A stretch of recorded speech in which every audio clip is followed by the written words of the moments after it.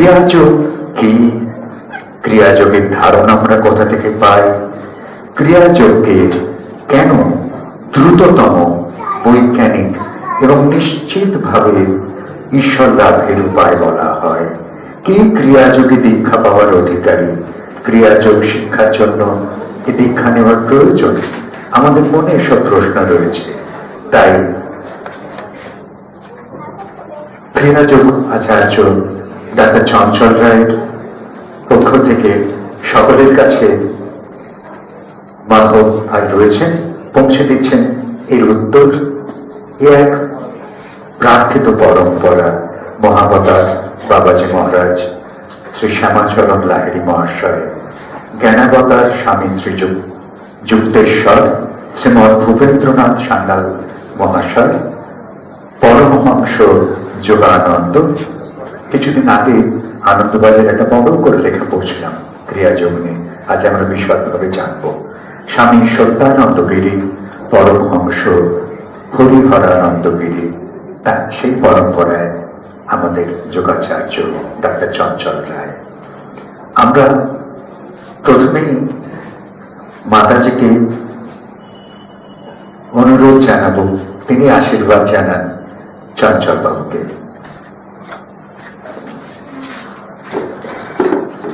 শোভন কোথায় আজ রয়েছেন সেটা হ্যাঁ নিয়ে আসছেন। একটা অনেক ভুল কথা হয়ে গেল। যোগাচার্য চঞ্চল যে আশীর্বাদ জানানো ক্ষমতা তো মাতাজির নেই, আর কাউকেই নেই। আশীর্বাদ জানাবেন তো স্বয়ং তিনি। আজকে আশীর্বাদ পেয়েছেন, পেয়েই এত বড় হয়েছেন। সুতরাং এখানে এমন একটি কথা তুমি বললে কেন বাবা? আসলে সবই তো সেখান থেকে হচ্ছে। আমাদের একজন মাধ্যম দরকার, তো পবিত্র মাধ্যম। আমাদের মা যেখানে রয়েছেন, মা তো আমাদের প্রথম পূর্ণ উচ্চারণ। মা দেবেন স্নেহ, মা দেবেন ভালোবাসা, মা তো আশীর্বাদ দেবেন না, মা দেবেন তার প্রাণ ভরা ভালোবাসা। প্রাণ ভরা ভালোবাসা তুলে দিয়েছেন মা, মাথায় তুলে দিলেন এই ভালোবাসা, এই শ্রদ্ধা। আমি একটি লেখা পেয়েছিলাম আপনার, ইংরেজিতে ছিল, তার থেকে আমি একটু ভাষান্তর করেছিলাম নিজের মতো করে। আপনার একটা ভাবনার কথা, হেথা হোথা খুঁজছ কোথায়, রয়েছি তোমার সাথে, তীর্থ বা বিগ্রহে নয়, সাথী তবু দিন রাতে। মসজিদ কি গির্জায় নয়, নয় কাবা কৈলাস, আমার স্বাধীন সরল হৃদয়, অন্তরে স্থায়ী নিবাস। মন্ত্র মানব কৃষ্ট সাধন, যোগ বিচ্ছেদ কর্ম কারণ, গুহা পর্বত বিশাল বিশ্ব, প্রতি নিঃশ্বাসে হচ্ছ নিঃস্ব। তাও দেখা নেই পাওনা আমায়, পাবে নয়ন তারায়, ভক্তি ধারায়, বিশ্বাস আশ্বাস প্রেম প্রার্থনায়। এই কথারই অনুরণন আমরা পাবো। বেশ কিছুক্ষণ আপনাদের পাবো, আপনার কাছে জানবো উৎসের কথা। উৎসে আমাদের উৎসব, আমাদের যাকে উৎসাহ। আপনি কি ওখানে বসে বলবেন?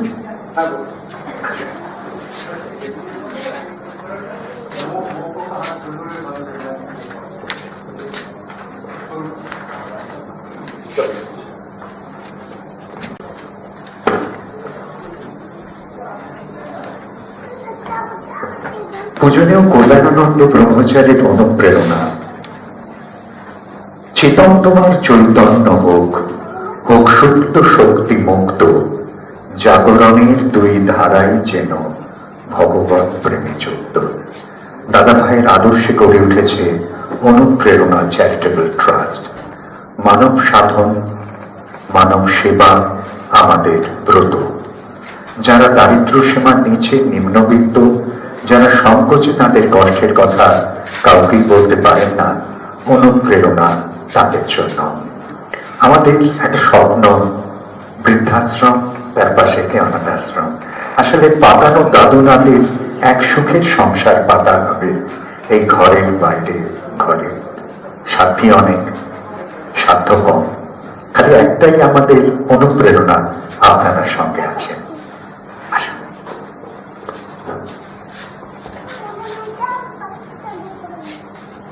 आचार्य जी एतक्षण गाइलेन हरिओम तत्सत। हरिओम तत्सत ये महामंत्र है, इसे जपा कीजिए। जपते जपते जब दो नाक के सांस बराबर आवे अर्थात हरिनाम तत्सत जप कर ले, दो नाकेर श्वास समान हो जाए। और दो नाकेर श्वास जखन समान হয় তখন ঈশ্বর সাধনার সময় শুরু হয়। উনি হরিওম এত সুন্দর গাইলেন, নেমে এসে কথা বলতে অসুবিধা হচ্ছে। আপনাকে প্রণাম। বিশ্ব সৃষ্টির আগে, বিশ্ব চরাচর সৃষ্টির আগে কোনো কিছুই ছিল না। সৃষ্টিকর্তা নিরাকার নির্গুণ নিষ্কল ব্রহ্ম হয়েছিলেন, তারপর কোনো কলম ছিল না। হঠাৎ তার অনিচ্ছার ইচ্ছা হলো, আমি অনেক হব, আমি অনেক হয়ে আনন্দ করব, মজা করব।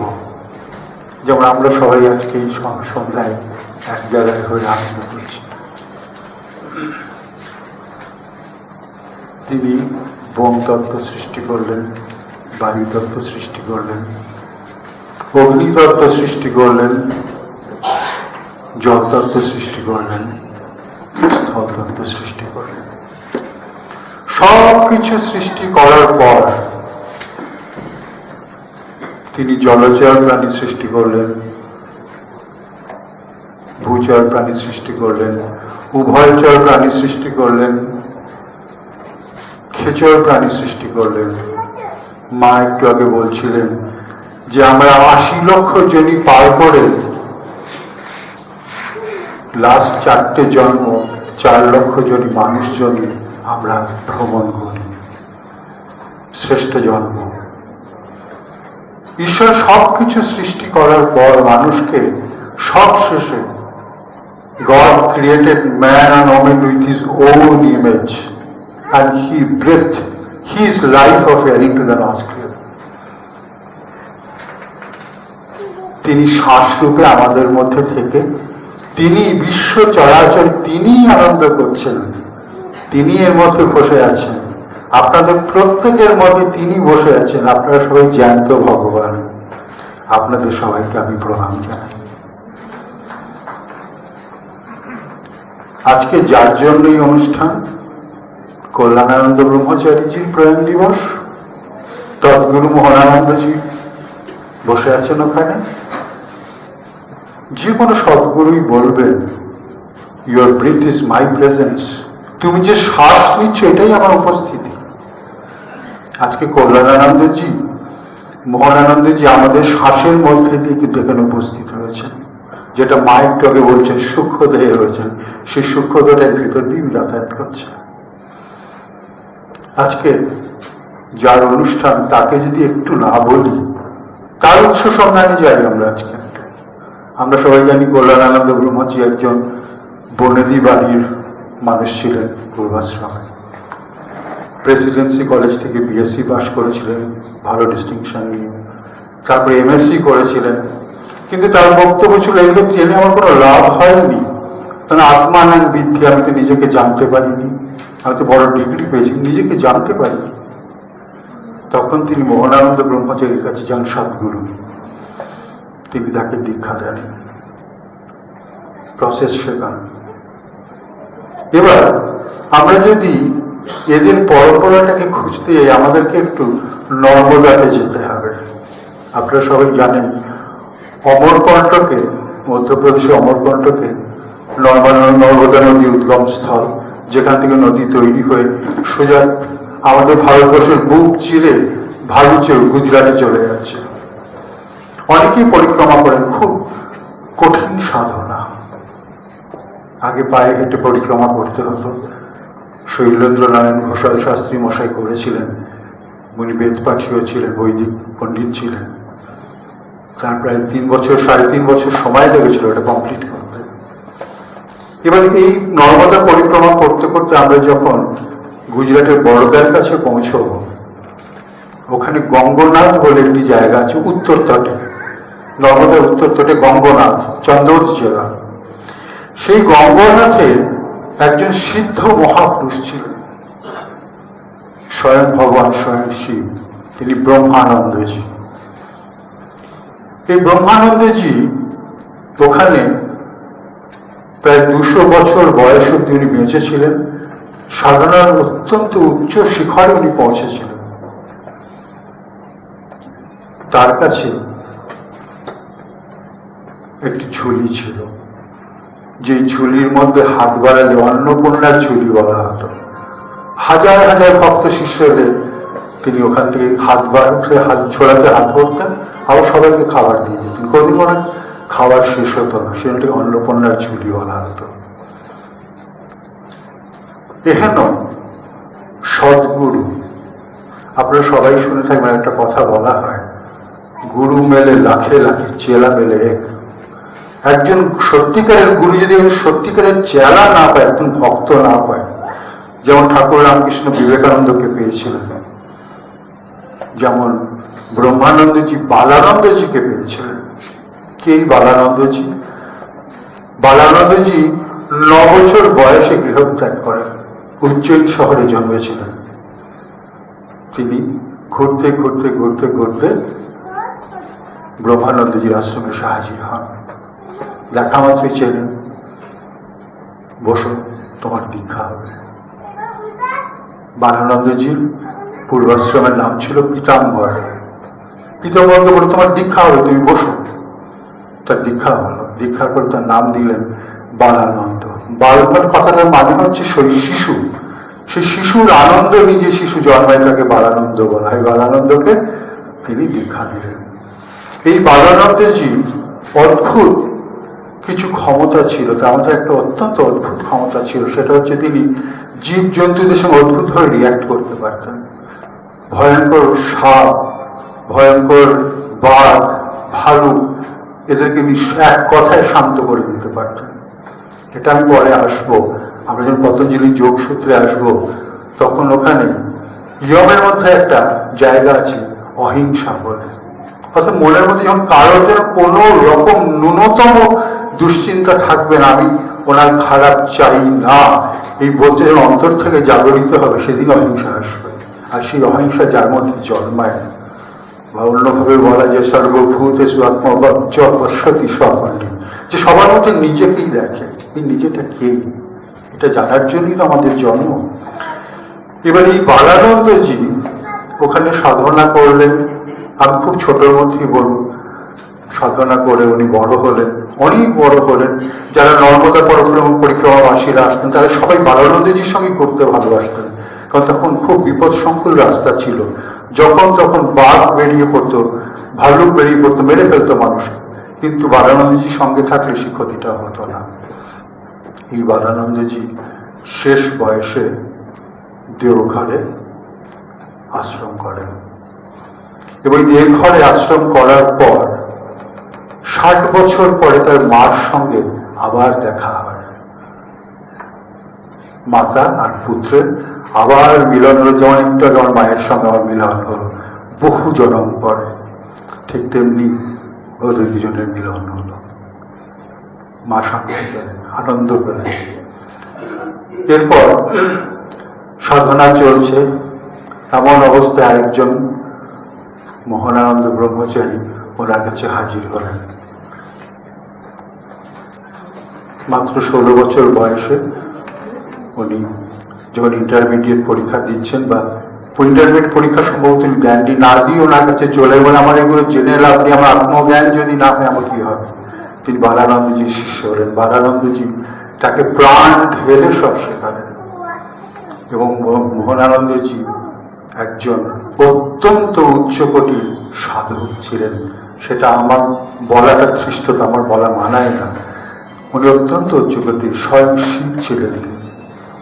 আমি জানি এখানে বেশ কয়েকজন বসে আছেন যারা হয়তো রাত্রে জব করেননি, ভোরবেলায় জব করেননি, মোহনানন্দ এসে থাকে কিরে আজকের জবটা করলি না তো তুই, এইভাবে শিষ্যকে উনি পেছনে পড়ে থাকতেন।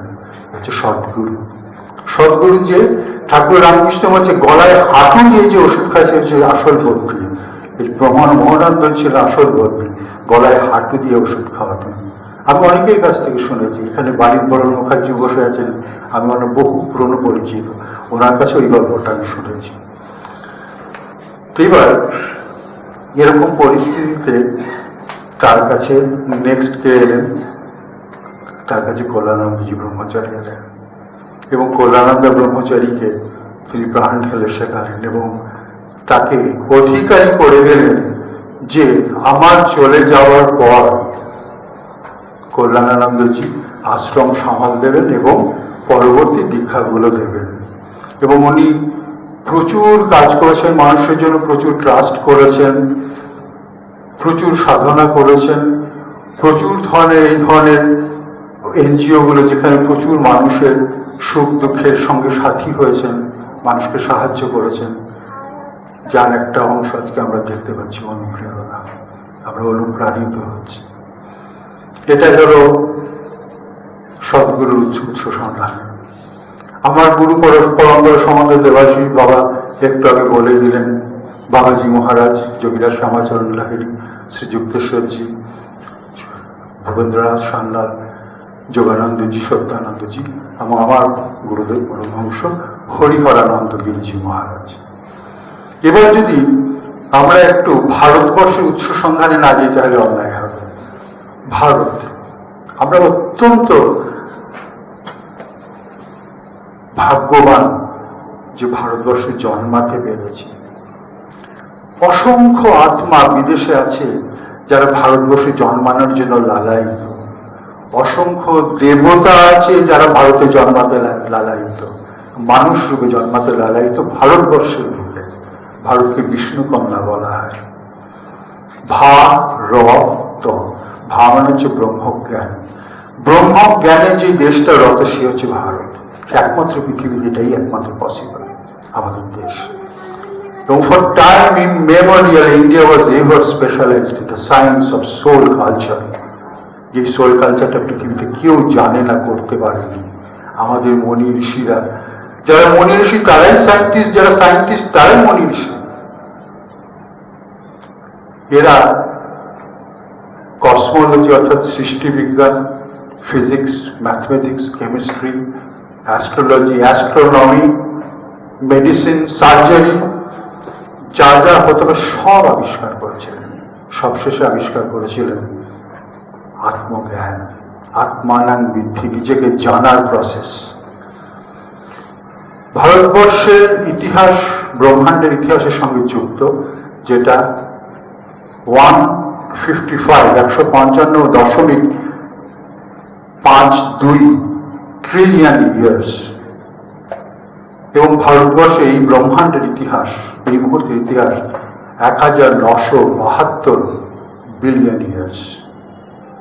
বলা হয় বেনারস শহর ততটাই পুরনো। এবং বেনারস শহর যার জন্য এত উৎকৃষ্ট শহর, সেখান থেকে সব বিজ্ঞানগুলো তৈরি হয়েছিল। ভারতবর্ষের টোপোগ্রাফিটা, আপনি জিওগ্রাফিটা চিন্তা করুন, উত্তর দিকে হিমালয় আমাদেরকে গার্ড করে রেখেছে। শুধু তাই নয়, হিমালয়ের সঙ্গে ধাক্কা খেয়ে মেঘ ধাক্কা খেয়ে বৃষ্টি হয়। মেঘের জল, বরফ জলের জল নেমে সমস্ত ভারতের বুক চিড়ে পশ্চিমে আপনার আরব সাগর, বাঁদিকে বঙ্গোপসাগর, নিচে দক্ষিণে ভারত মহাসাগরে নেটওয়ার্ক অফ রিভার্স। এই নেটওয়ার্ক অফ রিভার্সের জন্য আমাদের দেশে শস্য শ্যামলা, অর্থাৎ আমাদের খাওয়া পড়ার কোনো কষ্ট ছিল না। যখনই মানুষের বাড়িতে খাওয়া পড়ার কোনো কষ্ট থাকে না, তখন তারপরে মানুষ কি করে, হয় একটু জপ করি, একটু ধ্যান করি, একটু সাধনা করি, একটু গান করি, একটু ছবি আঁকি, একটু গল্প লিখি, একটু উপন্যাস লিখি, এইগুলো চেষ্টা করে। মনের মধ্যে যখন শান্তি থাকে মানুষ এগুলো করে।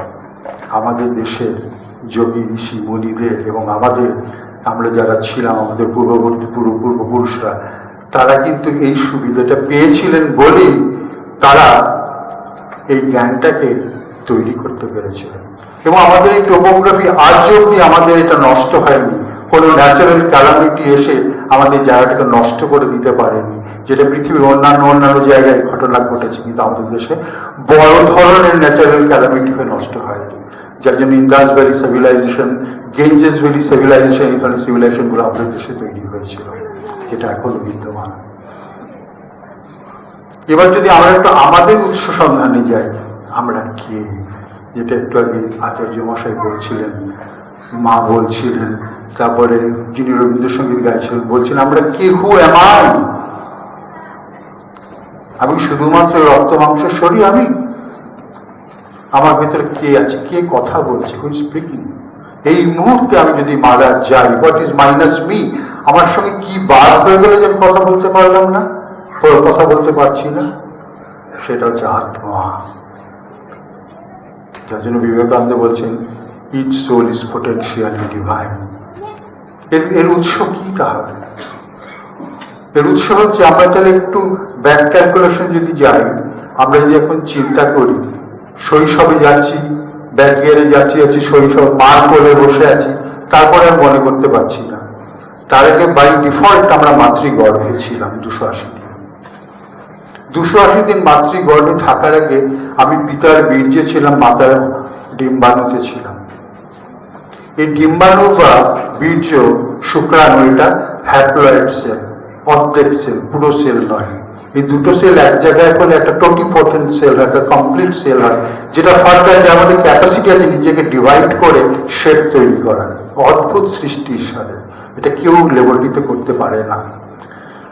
এই হ্যাপ্লয়েড সেলস গুলো বাবা মা কোথেকে পেলেন? খাদ্য থেকে, জল থেকে। এই খাদ্য জলটাকে, এটা হচ্ছে ব্রহ্ম। অর্থাৎ ছোট্ট একটা ভাতের টুকরো, একটা গমের টুকরো, একটা সবজির টুকরো, একটা মাছের টুকরো, এ তো আমরা লেবরটিতে তৈরি করতে পারি না। মাটির রস, জল, সূর্যের তাপ, চন্দ্রের আলো, বাতাস সব লাগার পরে উদ্গম হলো বীজটি, এবং তার থেকে শস্যটা তৈরি হলো। এই শস্যটা অ্যাবসলিউটলি প্রাকৃতিক উপায়ে তৈরি, যার জন্য অন্নকে ব্রহ্ম বলা হয়, ব্রহ্মের দান। এই ব্রহ্মের দান আমার পিতার শরীরে, মাতার শরীরে যাওয়ার জন্য ওই ডিম্বাণু শুক্রাণুগুলো তৈরি হয়েছিল। এই ব্রহ্মাণু তৈরি হওয়ার আগে তাহলে আমি কোথায় ছিলাম? পিতা মাতার ডিম্বাণুতে, শুক্রাণুতে। এই পিতা মাতার ডিম্বাণু শুক্রাণু কোথায় ছিল? অন্ন জলের মধ্যে ছিল। এই অন্ন জল কোথায় ছিল? পঞ্চ মহাভূতের মধ্যে ছিল, অর্থাৎ ক্ষিতি, অপ, তেজ, মরুদ্ভমের মধ্যে ছিল। এই ক্ষিতি, অপ, তেজ, মরুদ্ভমকে কে সৃষ্টি করলো? ঈশ্বর স্বয়ং, যিনি সৃষ্টিকর্তা, designer, the engineer of the universe. He created this. He is omnipresent, omnipotent, omniscient, সর্বজ্ঞ, সর্বভূতে বিরাজমান এবং সর্বশক্তিমান। অর্থাৎ আপনিও omnipresent, omniscient, omnipotent, কিন্তু আপনি সেটা ভুলে গেছেন। এই ভুলে যাওয়ার জন্য আমাদের যত কষ্ট। তাহলে দেখা যায় এটা কি মনে করাবে? সবার মনে মধ্যে চিন্তা এলো, তাহলে সবই তো হলো, বড় ব্যবসা হয়েছে, ছেলে মেয়ে মানুষ হয়ে গেছে, টাকা পয়সা ব্যাংকে প্রচুর আছে, গাড়িও আছে, কিন্তু শান্তিটা কেন পাচ্ছি না? তো শান্তি তো বাজারে কেনা যাচ্ছে না। It cannot be sold in the market. তখন প্রশ্ন এলো, এই শান্তি খুঁজতে মানুষ কি করলো? নানান ধরনের কাজ করা শুরু করলো। যেমন মহানির্বাণ তন্ত্রে বলছে, উত্তম ব্রহ্মসাদ ভাব ধ্যান ভাবস্তু মধ্যম স্তুতির জপ অধম ভাব বাহ্য পূজা অধমাধম। মানুষ সর্বপ্রথম একটা মন্দিরে যায়, ভগবানকে একটু ঘুষ দেয়, লাড্ডু দেয়, ঘি দেয়, ফুল দেয়, মাগো দেখো আমার জানি ছেলেটা পাস করে যায়, মেয়েটার জন্য বিয়ে হয়ে যায়, একটু ভগবান আমার যেন মনে একটু শান্তি আসে। 3 মিনিটের শান্তি আসে, বাড়ি যেতে যেতে ভুলে যায়। তারপরে ভাবে না, অমুকের কাছে যাই, তো একটু মন্ত্র টন্ত্র নিই, বেশ হরে কৃষ্ণ হরে কৃষ্ণ হরে কৃষ্ণ হরে কৃষ্ণ করলো। যতক্ষণ করছে মনটা একটু লাগছে, যেই বেরিয়ে যাচ্ছে ঠিক এর মতো আবার রিটার্ন করে যাচ্ছে কষ্টের মধ্যে। হলো না। তারপরে সে কি করলো? সে ধ্যান করার চেষ্টা করলো, কিন্তু আমি ধ্যান করে দেখি তো যদি পাই প্রসেস ছাড়া ধ্যান করছে, একটু আনন্দ পাচ্ছে কিন্তু পুরো আনন্দের মধ্যে ঢুকতে পারছে, ধ্যান বা অবস্থির মধ্যে। তারপর সে সদ্গুরুর সন্ধান পেল, অর্থাৎ একদিন সদ্গুরুকে, যিনি স্বয়ং দেখে এসছেন জায়গাটা কি, one who has seen himself what is creation, তার জন্য একটা প্রসেস আছে, বিনা প্রসেসে কিছু হয় না। এবার এই সদ্গুরু যখন দেখে এসছেন যে ওটা রাস্তা, ওইভাবে যেতে হয়, এইভাবে পৌঁছাতে হয়, তখন সে শিষ্যকে বলে, আমি তোমাকে এই জিনিসটা শেখালাম, তুমি এইভাবে চলো, চললে পরে তুমি একদিন অবশ্যই এই জায়গায় গিয়ে পৌঁছে যাবে, তুমি তাকে জানতে পারবে। আর তাকে জানা মানে সব জানার শেষ, যাকে জানলে সব জানার শেষ হয়, যাকে দেখলে সব দেখার শেষ হয়, যাকে বুঝলে সব বোঝার শেষ হয়, তাকে জানাটাই তো ভালো। মাঝখানে রাস্তা অবলম্বন করে কি লাভ? যাকে হাত বাড়ালে পাওয়া যায় তার জন্য পদ বাড়াচ্ছিস কেন? ঠাকুর রামকৃষ্ণ বলেছেন আমাদের কথা। এবার এই যে ওই জায়গায় যিনি দেখে আসছেন তিনি সদ্গুরু, সদ্গুরু তখন এসে যুক্ত হয়, অর্থাৎ মানুষের শরীর, সবচেয়ে আগে মানুষের শরীর, অনন্ত কোটি ব্রহ্মাণ্ড থেকে কেন, কবে, কি কারণে, কি দরকারে আমরা যে বিচ্যুত হয়ে বেরিয়ে এসেছি, বেরিয়ে আসার পরে ইভলিউশনের রাস্তাটা আমরা ট্রাভেল করছি, অর্থাৎ আস্তে আস্তে নিজেকে উন্নত করছি। প্রথমে অ্যামিবা হয়ে জন্মালাম, তারপরে মেটাজোয়া, অনেক বহুকোষী প্রাণী হয়ে জন্মালাম, বহুকোষী প্রাণীতে আমাদের নানান ধরনের অর্গান হয়ে জন্মালাম, সবশেষে আমি ভার্টিব্রেট অর্থাৎ শির দ্বারা আছি এমন প্রাণী হয়ে জন্মালাম।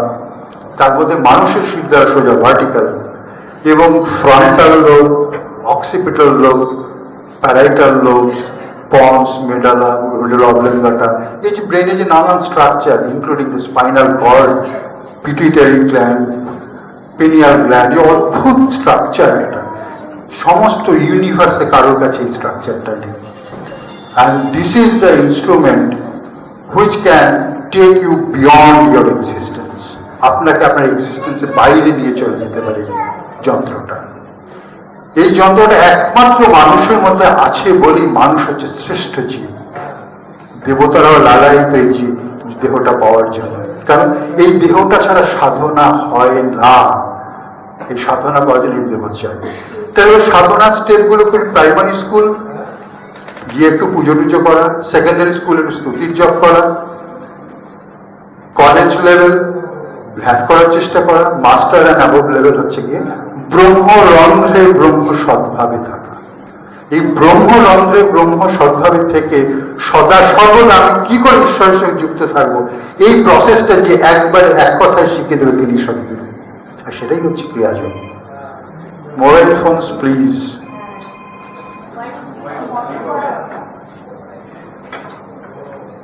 এখন আমরা তাহলে ক্রিয়াযোগের উৎস সন্ধানে যাই।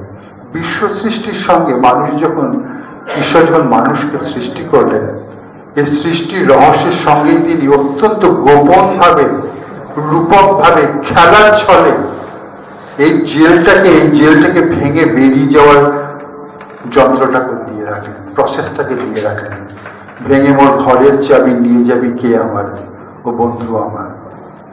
এবার এই যে ভেঙে যে আমি আমার খাঁচাটাকে ভেঙে বেরোবো ভেতর থেকে, কি করে বেরোবো, এই প্রসেসটা হচ্ছে ক্রিয়াযোগের প্রসেস, যেটা হচ্ছে কি শ্বাস ক্রিয়া। অর্থাৎ আমরা যে বেঁচে আছি প্রতিনিয়ত, শ্বাসটা নিলাম, প্রশ্বাসটা ছাড়লাম, পরের শ্বাসটা যদি আবার নিতে না পারি, I am a dead person.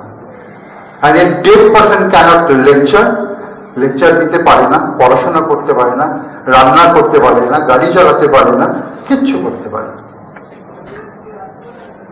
এবার আপনি যদি বাড়িতে রাগ করে একদিন ভাত না খান, আপনি তো মরবেন না। আপনি একদিন রাগ করে জল যদি না খান, আপনি তো মরবেন না। কিন্তু আপনি গুরুর উপর, ঈশ্বরের উপর রাগ করে যদি বলেন আমি 3 মিনিট শ্বাস নেব না, can you do it? You cannot.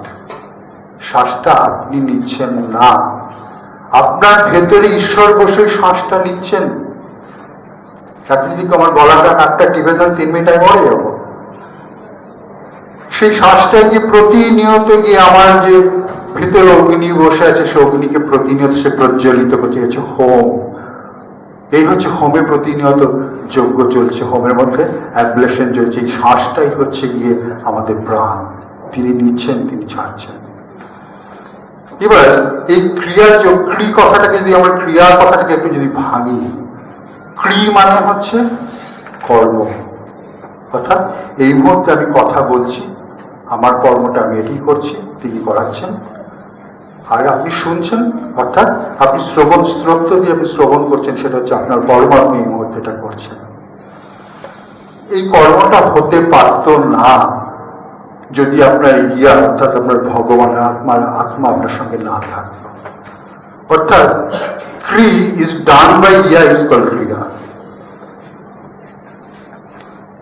এই ক্রিয়াযোগ সম্বন্ধে পতঞ্জলি যোগসূত্রে বলা আছে, আমাদের এই যে 155.52 ট্রিলিয়ন ইয়ার্স এর হিস্ট্রি, প্রথম দিকে যখন এলো এটাকে ভাগ করার কিভাবে প্রারব্ধ, মন্বন্তর, কল্প, যুগ। তারপরে ভাগে যখন এলো, তারপরে আস্তে আস্তে এলো কি, এলো যেখানে আমাদের বেদ, 4টে বেদ, 18টা পুরাণ, ব্যাকরণ, 18টা স্মৃতি, এগুলো পরপর এলো। বেদকে রচনা করলেন, এখানে দেখুন অ্যালিগরিক্যাল কি সুন্দর বলা আছে, বেদব্যাস। বেদ কথা হচ্ছে জ্ঞান, আর ব্যাস কথাটা মানে আপনি একটা সার্কেলের পয়েন্টকে টাচ করে যে লাইনগুলো টানবেন এ মাথা থেকে ও মাথাটাকে ব্যাস বলা হয়। অর্থাৎ যিনি আব্রহ্ম স্তম্ভ পরিব্যাপ্ত, তিনি হচ্ছেন ব্যাস, আর সেই জ্ঞান যিনি পান তিনি হচ্ছেন বেদব্যাস। এই স্বয়ং বেদব্যাস সব রচনা করে বলল, আমি ভুল করেছি, আমি অন্যায় করেছি, আমি 3টে অন্যায় করেছি। আমি অরূপকে রূপ দিয়েছি, যার কোনো রূপ হয় না আমি তাকে রূপ দিয়েছি। আমি গণেশ বানিয়েছি, কৃষ্ণ বানিয়েছি, আমি সরস্বতী বানিয়েছি, লক্ষ্মী বানিয়েছি, আমি এত দেবদেবী 33 কোটি দেবদেবী বানিয়েছি। আমি অন্যায় করেছি। আমি দেবদেবীদের পূজা পদ্ধতি আমি আবিষ্কার করেছি এবং লিখেছি। আমি অন্যায় করেছি। হে ব্রহ্ম, আমি তোমার কাছে অন্যায় করেছি, আমাকে ক্ষমা করো। তার পরবর্তী বলছেন, না, আমি অন্যায় করিনি। কেন? আমাকে যদি যেতে হয়, আমাকে ওই মিডিয়া, ওই রাস্তা ধরে এগোতে হবে, যার জন্য তিনি পূজা পদ্ধতি, ন্যায়, সেগুলো আবিষ্কার করলেন। এই যে পুজোর সময় ওম বিষ্ণু ওম বিষ্ণু ওম বিষ্ণু তদ্বিষ্ণু পরমং পদং সদা পশ্যন্তি সূরায় দিবি চক্রাতদম মন্ত্র বলে দিল প্রভু ভাষায়। এই ওম বিষ্ণু ওম বিষ্ণু ওম বিষ্ণুটা কি? স্থূল শরীর, সূক্ষ্ম শরীর, কারণ শরীর। আমার স্থূল শরীরের মধ্যে একজন ছোট্ট মানুষ বাস করে, যিনি আমার আত্মা, সূক্ষ্ম শরীর। আর সেই আত্মা কার দ্বারা চালিত? পরমাত্মার দ্বারা চালিত, তিনি হচ্ছে কারণ শরীর, সব কারণের কারণ তিনি। তাহলে ওম বিষ্ণু ওম বিষ্ণু ওম বিষ্ণু, 3 বিষ্ণুকে আমি প্রণাম করলাম। তদ বিষ্ণু পরমং পদম, তার যে পরম পদ, সদা পশ্যন্তি, পশ্য মানে দেখা, সদা পশ্যন্তি সূরায়, সূর্য, আত্মসূর্য। অর্থাৎ আমি চোখ বন্ধ করে যে আত্মসূর্যকে দর্শন করছি, তাকে দর্শন করা মাত্র আমি শুচি হয়ে গেলাম। কারণ আত্মা হচ্ছে সবচেয়ে শুচি, আত্মায় কোনদিন অশুচি হয় না। এই মন্ত্রটার মানে হচ্ছে তাই, এটাকে যৌগিক ভাবে ব্যাখ্যা করে মন্ত্রের মানে তাই দাঁড়াবে। এইভাবে ব্যাসদেব প্রতিটি পূজা পদ্ধতির মন্ত্র উনি তৈরি করে বানিয়ে রেখে গেলেন, যার অন্তর্নিহিত মানেগুলো আমরা একদিন ভুলে গেলাম। কেন ভুললাম? আমরা নিজেদেরকে ভুলে গেছি, তাই ভুলে গেলাম। তাই ক্রিয়াযোগ একটা এমন বৈজ্ঞানিক পদ্ধতি, যেটা অত্যন্ত কম সময়ে অবশ্যম্ভাবীভাবে, যার কোনো ফেলিওর নেই, দেয়ার ইজ নো ফেলিওর, এবং দ্রুততম, সহজতম, সফলতম সাধন পদ্ধতি। সব সাধনার শেষেই সাধনা। যে সময় ঠাকুর রামকৃষ্ণ দক্ষিণেশ্বরে লীলা করছেন, ঠিক সেই সময় যোগীরাজ শ্যামাচন্দ্র লাহিড়ী বেনারসে লীলা করছেন। ঠাকুর রামকৃষ্ণ কেন অবতার বরিষ্ঠায়? তিনি গ্রাসরুট লেভেল থেকে প্রতিটি লোককে তৈরি করতে করতে করতে করতে মাস্টার্স লেভেলে নিয়ে আসছেন। নিজে প্রতিটি সাধনা করে দেখিয়ে দিয়েছেন, দেখ কিভাবে সাধনা করতে হয়, সব ধর্মের সাধনা করে দেখে সব ধর্ম এক। এদেরকে তৈরি করছেন। আর শ্যামাচরণ লাহিড়ী কি করছে? সব তৈরি হয়ে এসে গেছে, অর্থাৎ গ্র্যাজুয়েশন পাশ করে গেছে, তাকে তিনি ডাইরেক্টলি উত্তম ব্রহ্মসৎ ভাগবত দিচ্ছেন। রেয়ারেস্ট চান্স, দ্য রেয়ারেস্ট সাধনা, যেটা অত্যন্ত গুপ্ত সাধনা, ভারতবর্ষের সবচেয়ে গুপ্ত সাধনা, যেটা আজকে আমি হাটে হাঁড়ি ভেঙে আপনাদের বলছি। কারণ সময় এসে গেছে, লোককে জানতে হবে এটা বৈজ্ঞানিক প্রসেস। এখানে আসন লাগে না, জল লাগে না, চন্দন লাগে না, ফুল লাগে না, কিচ্ছু লাগে না। ব্রহ্মের সাধনা, যেটা তোতাপুরী ঠাকুর রামকৃষ্ণকে দিয়েছিলেন, বললেন তুই এখানে কনসেন্ট্রেট কর, কাঁচ দিয়ে কেটে দিলেন, 3 মিনিটের মধ্যে সমাধি হয়ে গেল। বললো আমি 40 বছরে যেটা পারিনি তুই 3 মিনিটে কি করে পারলি? 4 ধরনের মানুষ তো পৃথিবীতে জন্মায়, বদ্ধ জীব, মুমুক্ষ জীব, মুক্ত জীব, নিত্য মুক্ত জীব। বদ্ধ জীব যারা কোনোদিন হাজার চেষ্টা করলেন পাক থেকে বেরোতে চায় না, তবে পাকের মধ্যেই থাকতে ভালোবাসে। মুমুক্ষ জীব, না আমাকে এখান থেকে বেরোতে হবে, আমাকে রাস্তা দেখতে হবে, মুমুক্ষ জীব। মুক্ত জীব, যে সদ্গুরু পেয়ে রাস্তা চিনে গিয়ে এগিয়ে যাচ্ছে বা এগিয়ে গেছে। আর নিত্যমুক্ত, নিত্যমুক্ত জীব হচ্ছে ঠাকুর রামকৃষ্ণ, মোহনানন্দ, কল্যাণানন্দ, হরিহরানন্দ, শ্যামাচরণ, হচ্ছে নিত্যমুক্ত। আমাদের দরকারে জন্মেছে, আমাদেরকে শিক্ষা দেওয়ার জন্মেছে। যদা যদা ধর্মস্ব গ্লানি ভবতি ভারত, অর্থাৎ ভারত যখন গ্লানিতে ভর্তি হয়েছে তখন তারা এসে শেখায় যে তুমি এইভাবে করো, তাহলে তুমি শিখতে পারবে। You are forgotten your destiny, who you are, you are forgotten, you are a son of a king, you are forgotten that. That you have to know. You have to reveal thyself. You have to reveal thyself. Knowing thyself is knowing God. কেন? আমি এখানে খুব ছোট্ট বৈজ্ঞানিক ব্যাখ্যা দেব। আমরা সারাদিন ধরে যে শুনছি, বলছি, লিখছি, দেখছি, আমাদের চোখ, কান, নাক, আমাদের কর্মেন্দ্রিয় এদেরকে রিসিভ করছে, সবসময় রিসিভ করে ব্রেনের মধ্যে রাখছে। আমরা মনে করে বলতে পারি 10 বছর আগে কি ঘটেছে, আমরা সবসময় মনে রাখতে পারি।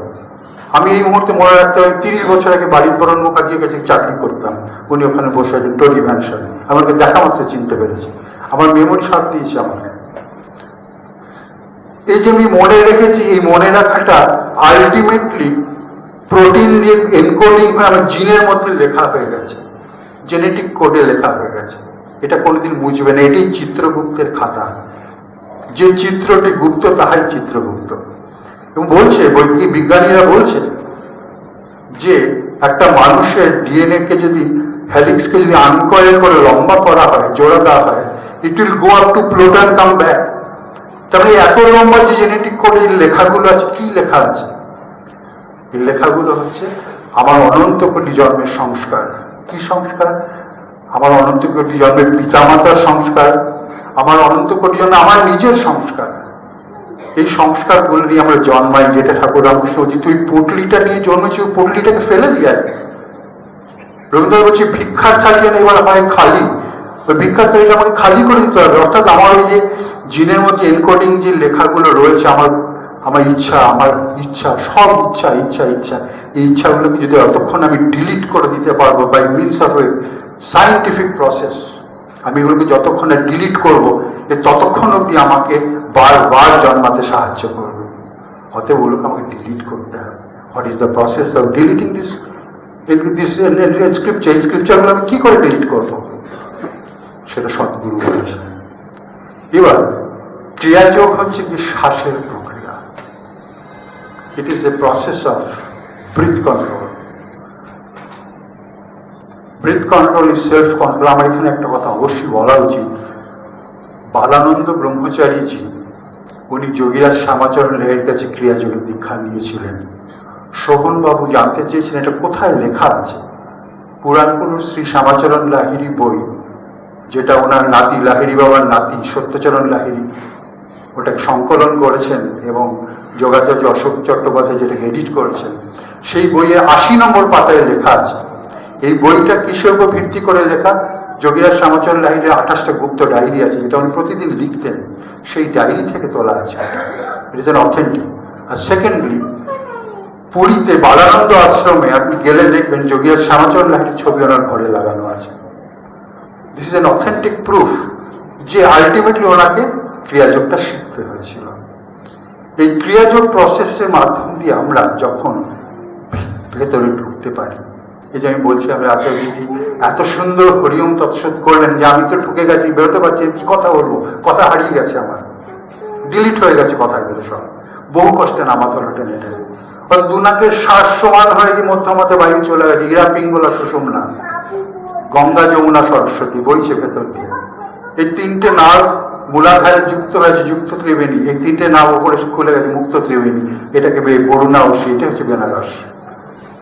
এখান থেকে যে শেষ শ্বাসটা ত্যাগ করবে সেই স্বর্গে যাবে। বেনারসে গিয়ে মরলে হবে না, এটা এলিগরিক্যালি বলা আছে, অত্যন্ত রূপক ছলে কথাটা বলা আছে। আমাকে মরতে হবে, এই বেনারসে এসে মরতে হবে, শেষ শ্বাসটা আমি এখানে রেখে মরতে পারি। এটা কে করে দেবে? ক্রিয়াযোগ করে দেবে। এটাই হচ্ছে অভ্যাস যোগ। এখন ঘটনা হচ্ছে, যোগকে যদি আমরা ভাগ করি, অনেক যোগ আছে, 108-এর উপরে যোগ আছে। 4টে ভাগে মিনিমাম ভাগ করি ন্যূনতম: হঠযোগ, মন্ত্রযোগ, রাজযোগ, লয়যোগ। হঠযোগটা কি? যেটাতে শরীর স্বাস্থ্য মনটাকে সুস্থ রাখা যায়। ব্যায়াম ট্যায়াম জাতীয় আছে, যেমন আমাদের এখানে বেঙ্গল টাইগার বসে আছেন, উনি ব্যায়াম করে সুস্থ রেখেছেন নিজেকে, 78-80 বছর বয়স, বোঝা যাবে না। সে হচ্ছে হঠযোগ। কিন্তু হঠযোগ দিয়ে ঈশ্বরকে পাওয়া যাবে না। তারপর মন্ত্রযোগ, মননাথ ত্রায়তি ইতি মন্ত্র, মনকে যে ত্রাণ করে সেই হচ্ছে মন্ত্র। আমি একটা মন্ত্র পেলাম, সারাদিন টাকার কথা ভাবছি আর হরে কৃষ্ণ করছি, এরপর কিন্তু আমার মনের ত্রাণ হবে। মনের যখন ত্রাণ হয় তখন আবার যখন কোয়েস্ট আসে, আমি তো পেলাম না, পরম পুরুষের দর্শন তো পেলাম না, তখন রাজ্য। কেন রাজ্য? রাজযোগ এই জন্যই, রাজা বসে আছেন এখানে ভেতরে, দ্যাট ইজ আত্মা। আপনার আত্মাই হচ্ছে আপনার রাজা। সেই রাজার সঙ্গে আপনি দর্শন পাবেন কি করে? আপনাকে সেই ভিআইপি রোড দিয়ে রাজপথ দিয়ে ওখানে যেতে হবে তো। বিবেকানন্দ যে রাজযোগের কথা বলে গেছে, সেই রাজযোগে যেতে আপনাকে রাজপথ দিয়ে যেতে হবে। ওয়ার ইজ দ্যাট রাজপথ? সেই রাজপথটা হচ্ছে সুষুম্নার ভেতর দিয়ে, মধ্যমা নাড়ি অর্থাৎ সুষুম্না, অর্থাৎ আমাদের স্পাইনাল কর্ডের ভেতরে ছোট্ট সূক্ষ্ম নাড়ি আছে, যার ভেতর ঢুকতে হয়। তার ভেতরে আরো সূক্ষ্ম 3টে নাড়ি আছে, সেটা কথা আমি এখানে বলছি না।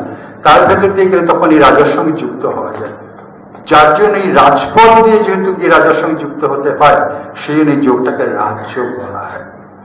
এই রাজযোগ প্র্যাকটিস করে মানুষ যখন তার সঙ্গে যুক্ত হয়ে যায় সম্পূর্ণভাবে, যুজ অর্থাৎ যুক্ত হওয়া, কার সঙ্গে? পরমপিতা পরমেশ্বরের সঙ্গে যুক্ত হয়, তখন ওটা লয়ে যোগ, তখন সৃষ্টি স্থিতি লয়ে চলে গেল, সবটা মিশে গেল। You and me was one, তুমি এবং আমি ঈশ্বর এক ছিলাম, তুমি আর ঈশ্বর আমি এক আছি, তুমি আর ঈশ্বর আমি সদা সর্বদা এক থাকবো। অর্থাৎ এই কাজটা যিনি করে দেন সেই হচ্ছে গুরু। গুরুকে গুজ্জাতি গুজ্জ গোপ্তা যশ, ভেতরে বসে আছে কু, সে হচ্ছে গুচ্ছ গোপ্তা, সে হচ্ছে কু। আর তৎ রূপম প্রকাশ হয়তি যশ, রূপ, সেই রূপটাকে যিনি প্রকাশ করেন, অর্থাৎ আত্ম হই গুরু রেখম, নিজের আত্মাই হচ্ছে গুরু, সেটাই গুরু চিনিয়ে দিয়ে যান। যেমন ঠাকুরের একটা গল্প ছিল, একটা সিংহের বাচ্চা হতে গিয়ে মা মারা যায়, সিংহের বাচ্চা, বাঘের বাচ্চাটা তখন ছাগলের গ্রুপের সঙ্গে ঘুরতো, হ্যাঁ করে ডাকতো, ঘাস পাতা খেত। একদম ওই পালেই বাঘ পড়লো, বাঘ তখন বাঘের বাচ্চাটাকে নিয়ে বলে, আরে তুই ছাগলের মতন ডাকিস কেন, ঘাস ঘাস কেন, তুই তো বাঘের বাচ্চা। বলে, না না আমি ছাগলের বাচ্চা, আমি বাঘের বাচ্চা নই। বলে, চল পুকুরে তোর মুখ দেখবি, এই মাংসের টুকরো খা। যেই মাংসের টুকরো খেলো, হালুম করে উঠলো। আমাদের অবস্থা ঠিক থাকে। সদ্গুরু যেদিন চিনিয়ে দেবে আমার আত্মা, তার কথা, রামের গুরু, শ্যামের গুরু, যদুর গুরু, মধুর গুরু, তোমার গুরু, আমার গুরু, সবই গুরু, একই গুরু, জানলে তবেই সাধন শুরু। সব গুরু এক, আর নিজের মধ্যে আত্মা বসে তিনিও গুরু। তাকে জানাটাই হচ্ছে আমাদের কাজ। আর এটা জানার জন্য আমাদেরকে দ্রুততম কেন? আপনি যখনই এই যে অনন্ত কোটি জন্মের যে প্রোগ্রাম আমাদের জিনে লেখা, যেটাকে ডিলিট না করলে হবে না, সেই প্রোগ্রামটা হচ্ছে আপনাকে, ধরুন এটা ব্যাপারটা একটু বুঝিয়ে বলে, আপনি যদি আমেরিকা যেতে চান, হেঁটে যদি যান কবে পৌঁছবেন আমি জানি না, আদৌ পৌঁছবেন কেন, নো গ্যারান্টি। গাড়িতে গেলে হয়তো পৌঁছবেন, বেশ কিছুদিন লাগবে। কিন্তু আপনি এরোপ্লেন চড়েন, 18 ঘন্টাতে গ্যারান্টি পৌঁছবেন। ক্রিয়াযোগ হচ্ছে গিয়ে scientific speed and highest speed.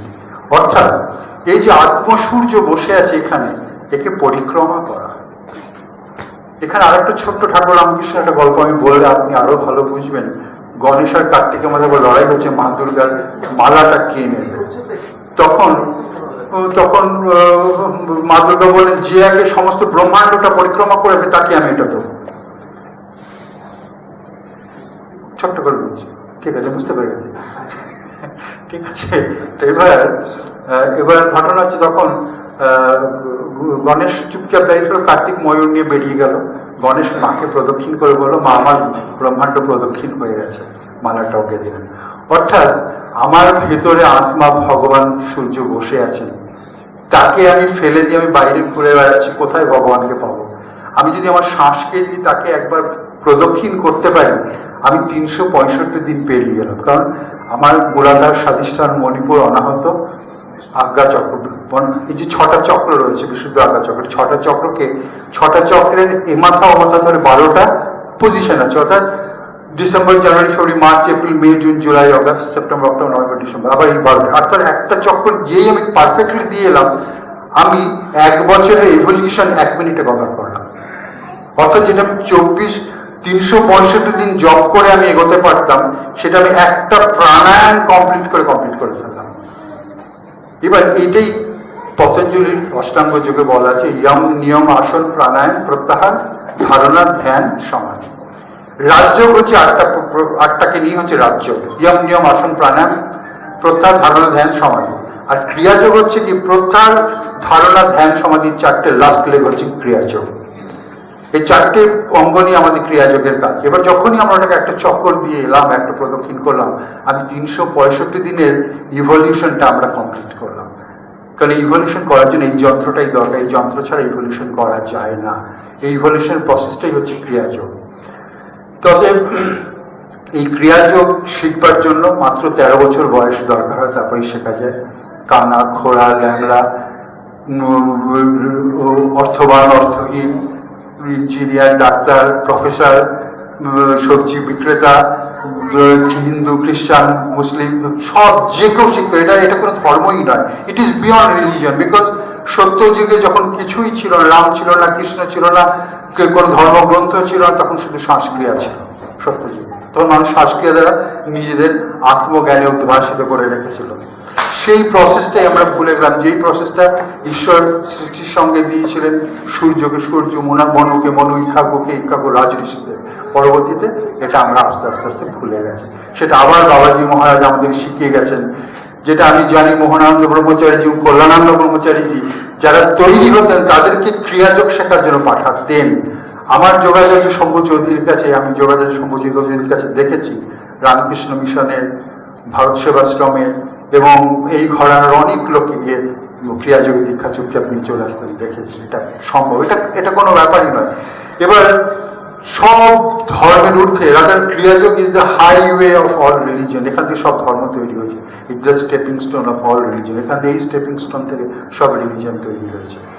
এবার এই ক্রিয়াযোগ প্র্যাকটিস করলে মুহূর্তের মধ্যে, কম সময়ের মধ্যে আত্মজ্ঞান, শুধু তাই না, মানুষের জীবনে চরম লব্ধ যেটা শিবহম শিবহম, অর্থাৎ যেটা আচার্যদের একটু আগে বলছিলেন, যে শঙ্করাচার্যের স্তোত্রটা, যে আমি শিব, তারপরে একটা স্টেপ হচ্ছে সব কিছু চলো, পঞ্চকোষ চলো, পঞ্চ ইন্দ্রিয় চলো, জ্ঞান চলো, বুদ্ধি চলে গেল, মন চলে গেল, সব চলো, জ্ঞান, বুদ্ধি, অহংকার, মন সব চলে গেল। শিবহম না, সবহম সবহম। এবার আমাকে মরতে হবে। অর্থাৎ in living condition when I die, which can ক্রিয়াযোগ can give you that সমাধি, then only enter into the clan of God. এবার আপনার আসল সাধনা এবার শুরু হলো। তো চলুন, এই ক্রিয়াযোগের কথা আমি একটু ছোট্ট করে আপনাদের বললাম। প্রেরণায় আমাদের প্রত্যেকটা অণু আজকে সম্বর্ধিত হয়েছে। এই প্রত্যেকটা অণুতে বিন্দু হয়েছে, বিন্দুতে কল্যাণের সিন্ধু হয়েছে। সেই কল্যাণের সিন্ধুতে অবগাহন করে আমরা মোহনানন্দে চলে যাচ্ছি। সেই মোহনানন্দ যখন মানুষের মধ্যে আসে, মানুষ বালক বধ হয়, আমরা তখন বালানন্দ হয়ে গিয়ে এগিয়ে আমরা ব্রহ্মানন্দে মিশে গেলাম। আজকে সবাইকে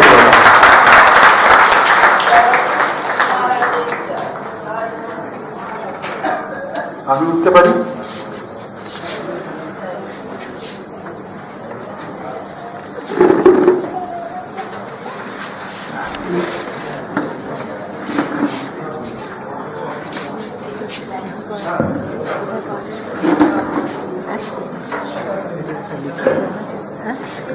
অজয়বাবু লেখা একটি বই মাথায় করে রাখলেন। আমাদের আর একটি অনুষ্ঠান বাকি রয়েছে, আর আজ যা শুনলাম মা, মনে হচ্ছিল একটু অনন্তকাল ধরে শুনি। এমন মানব জনম আর কি হবে, মন যা করো তরায় করো এই ভাবে। দেব দেবতাগণ করেন আরাধন, জন্ম নিতে মানবে। যে কথা যোগাচার্য বলছিলেন, আমরা যদি নিজের পোটেনশিয়ালিটি, নিজের ভেতরে যে শক্তিটা আছে, যদি একবার জানতে পারি, বিশ্বাস করতে পারি, তাহলে কোনো হীন কাজ চাইলেও করতে পারবো না, আসলে চাইবই না। দাদার কিছু লেখা রয়েছে, সেটাকে ঘিরে রবীন্দ্রনাথের কিছু গান রয়েছে, সম্পূর্ণা গান করবেন। আমি সে লেখা থেকে একটু বলবো, এটা দিয়ে আমরা আজ অনুষ্ঠান শেষ করবো।